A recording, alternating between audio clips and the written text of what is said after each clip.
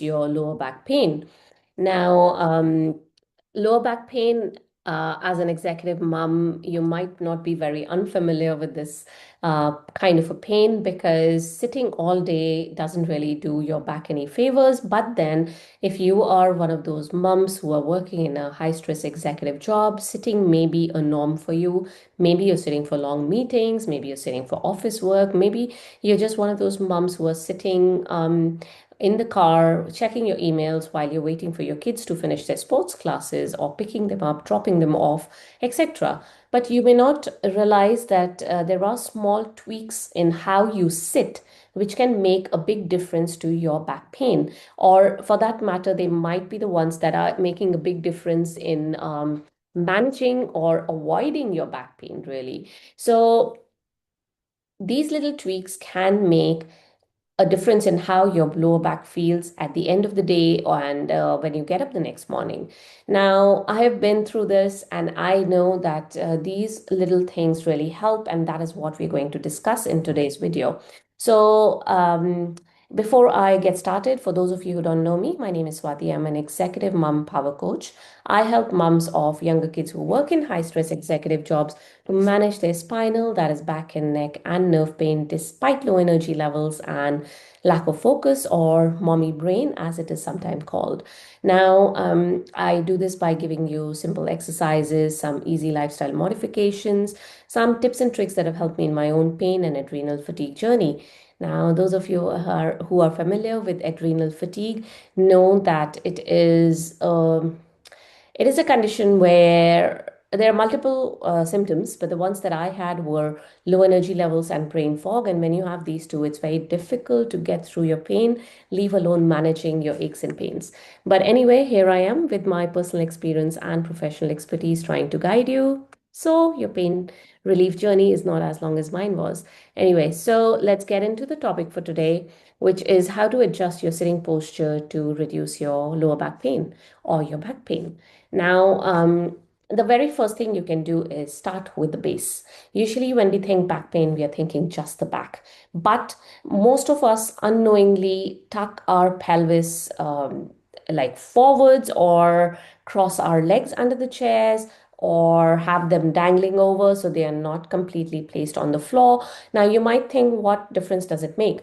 But if the base of a building is stable, the building is also going to stand stable. Excuse me. So, if your feet are stable on the floor, or if you have a chair that is slightly higher, it's okay. Just put a stool underneath. Keep your feet on the stool completely. So, because otherwise, what happens is the stresses build up on your feet, travels up your ankle, knee, pelvis, and into your lower back. So, there will always be that pull on the lower back. Another thing is when your feet are dangly, you tend to sit more forwards in your chair. Again, your pelvis and your lower back or your lumbar spine is not in a neutral position, so it's not in a happy position, which will eventually load up the stresses, again, leading to back pain. Now, what can you do? Firstly, as I said, sit with your feet flat on the floor or use a footrest or a stool.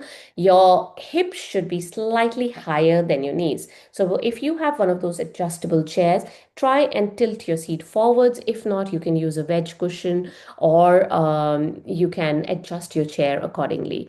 Another thing is you want to sit on your sit bones. Now, what exactly is sit bones? If you are sitting right now, just pop your hands under your bottom, the area where your bottom meets your thighs, that is the back of the thighs. There are a set of bones on either side, on your left and right, that are sticking out. These are called the sit bones because we're supposed to sit on them. Most of us, when we are slouching back, so when I'm in that slouch position, I will be sitting on my sacrum or my tailbone. If I'm too far forwards here, I will not be on my sit bones. So pop your hands under your bottom where it meets the back of the thighs and see if you're sitting on your sit bones. Now, another thing you want to do is, of course, support the curve in your lower back. Now, if you are looking at say, the back of a chair, let me just get a paper here. So if this is, say, your chair, and this is your lower back. My hand is like this because we all have a curve in the lower back. Now, of course, many chairs nowadays are very comfortable and they come with that lumbar support. However, if you have a chair which has got a slightly straight back or not enough support in the lumbar curve, what happens here is, if you see, the top of my lumbar spine and the bottom is supported. However, this curved area is not supported. After a while of sitting, you will tend to get tired and you will slouch back in, so that your back flattens and you're able to support these muscles that get tired of not being supported. So it is not that your back is not strong enough, it's just it is more comfortable for you if these lumbar spine muscles here in the deeper part of the curve of the lumbar spine are supported. So roll up a towel, or you can, if your chair is adjustable, adjust the lumbar roll in such a way that it sits in the curve of your lower back, especially the deepest part of the curve here.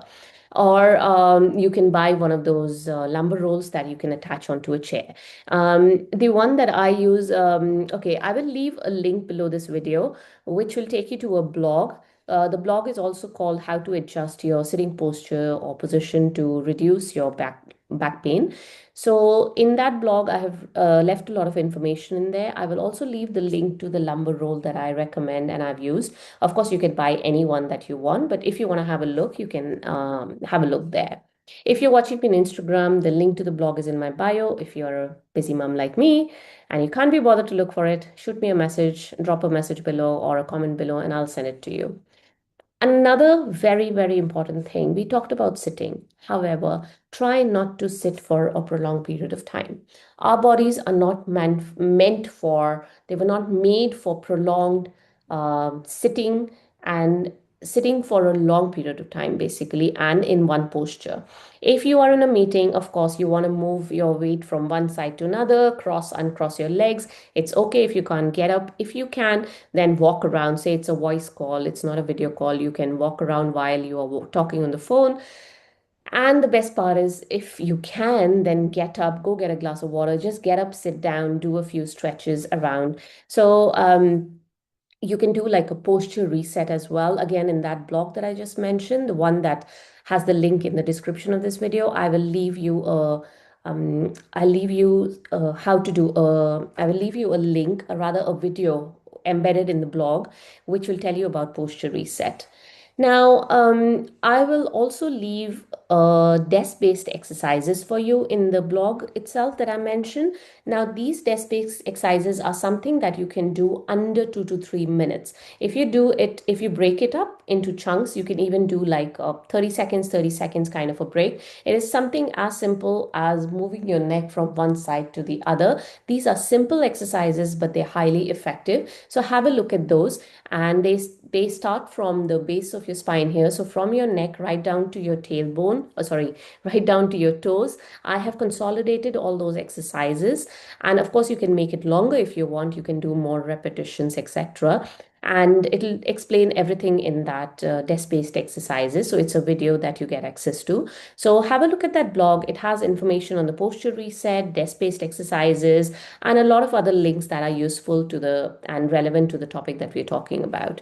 Alrighty, so these are some very simple things that you can start implementing into your daily life right now and get relief from your lower back.